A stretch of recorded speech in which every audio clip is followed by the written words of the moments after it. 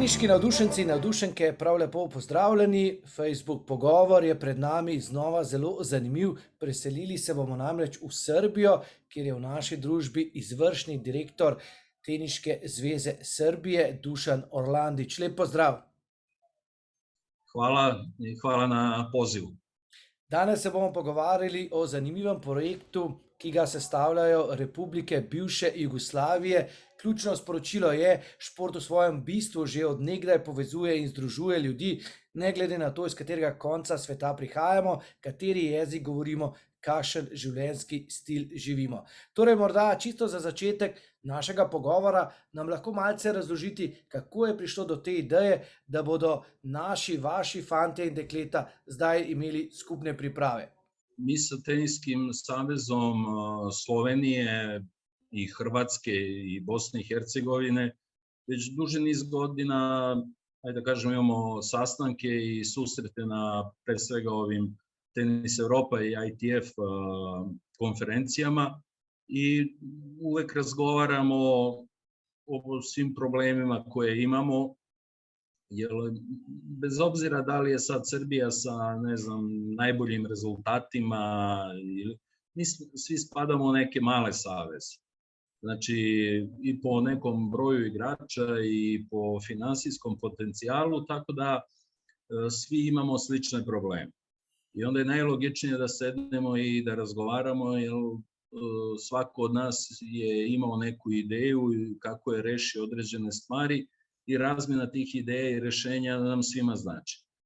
I jedna od tih stvari je bila i da pokrenemo ove zajedničke pripreme ex-ju, da ih nazovemo tako, pre Summer Cupova do 12 godina i do 14 godina. Tako da evo, već sutra je okupljanje prvih reprezentacija do 14 godina, devojčice su u Terme Čatežu u Sloveniji, a dečaci su ovde kod nas u Beogradu.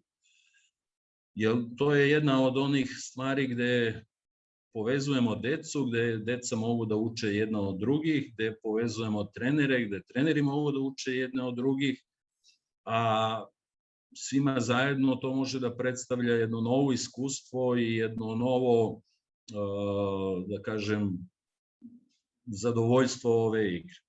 Jer moram da istaknem da zaista saradnja sa Teniskim savezom Slovenije nam je izuzetno kvalitetna i moram da im čestitam, u par poslednjih godina su zaista napravili velike iskorake i programski i strukturalno, tako da sad je Slovenija jedan stvarno ozbiljan teniski savez i ja sam generalno fan slovenačkog sporta, jer zemlja od 2 miliona stanovnika sa toliko puno uspeha, ne samo u tenisu, nego i u ostalim sportovima je nešto što je stvarno za poštovanje.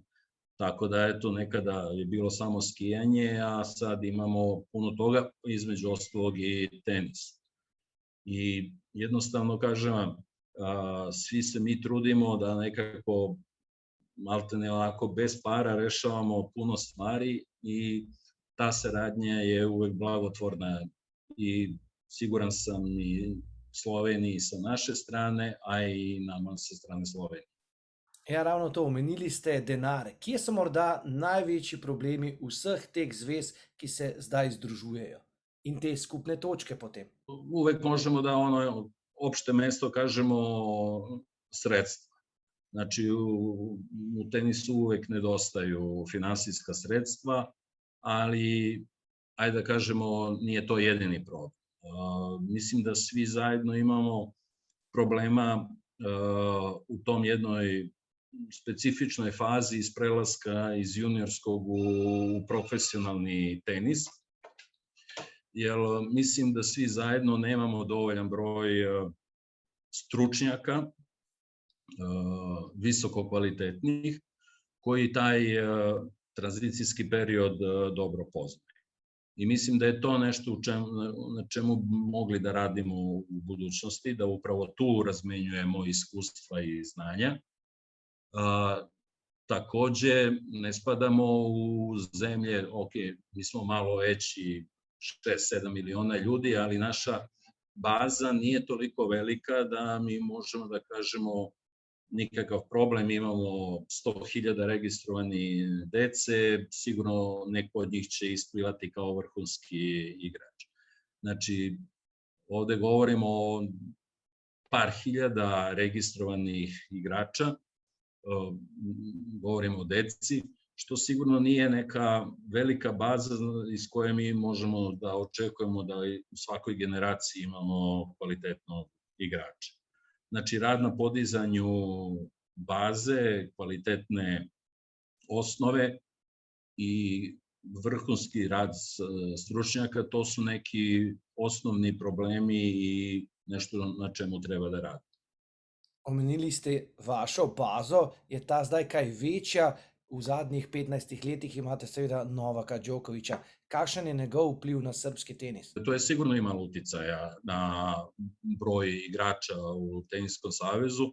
On išao, varirao je gore, dole, ali se videlo da u onim godinama kad je on postizao vrhunske rezultate, ok, to je sad već period od poslednjih 10 godina, da se tu pojavljivao jedan rast i to je sigurno doprinelo kvalitetnijem, odnosno većoj participaciji dece u tenis, ali opet s druge strane postavio jako visoku lestvicu. Sad neko i da uđe među 20-30 na svetu, nije to ništa kad nema osvojenih 10 Grand Slamova.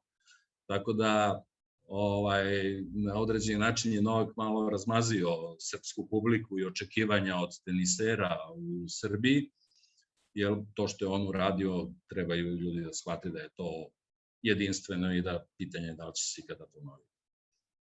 Ja, omenila se torej na začetku to sodelovanje, najprej priprave 12 in 14-letnikov, kakšni pa so nadaljni koraki, tudi pomoč morda pri turnirih? Da, sad smo krenuli sa 12 i 14 godina, 12 godina dečaci će biti u Doboju u Bosni i Hercegovini, devojčice će biti u Vinkovcima u Hrvatskoj i kad se završi sve to, sigurno ćemo svi zajedno sesti i videti da li su nam ispunjena očekivanja, da li je moglo nešto bolje i šta je moglo bolje.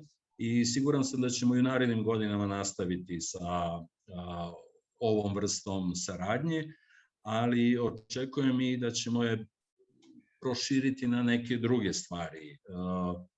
Imali smo ove godine ideju da pokušamo da na neki način objedinimo naše međunarodne turnire u jedan zajednički tur. Trenutno nismo još uvek to uspeli da uradimo, ali je to moguće da ćemo i naredne godine nešto i po tom pitanju uraditi.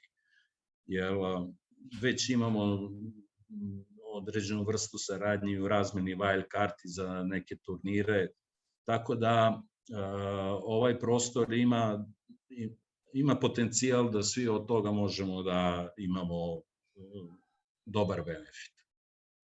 Hvala lepa, da ste si vzeli čas in srečno v Srbijo. Hvala i vama i sve najbolje.